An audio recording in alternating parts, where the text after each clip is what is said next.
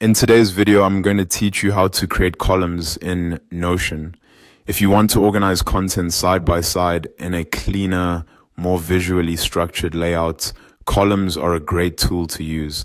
They can help you separate notes, create dashboards, compare information, or simply make better use of space on your Notion page. The good news is that creating them is very quick once you know where to look. To get started, open Notion and go to the page where you want to add your columns. This can be an existing page you're already working on or a brand new page if you're setting up a fresh layout. Make sure your cursor is placed in the area where you want the columns to appear, because Notion will insert them right where you're currently typing. Once you're on the correct page, type a / on your keyboard, followed by the word column. This opens Notion's command menu and filters the available options so you can quickly find the column layouts.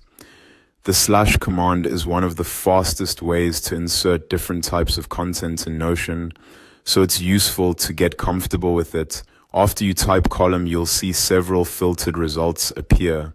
At this point, click on the option that matches the number of columns you want to create. Notion typically gives you choices such as 2 columns, 3 columns, 4 columns, or 5 columns.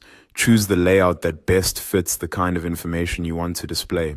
For example, 2 columns can be great for a simple side-by-side layout, while 3 or more columns can work well for compact dashboards or grouped content.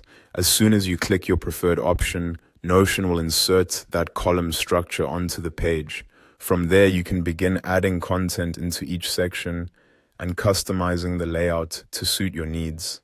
If you're planning your page visually, it can help to think ahead about what each column will contain before you start filling them in. And that's all it takes to create columns in Notion. It's a simple feature, but it can make a big difference in how organized and professional your page looks.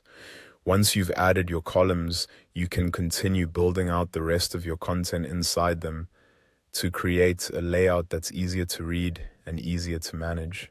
Thanks for watching, and I'll see you in the next video.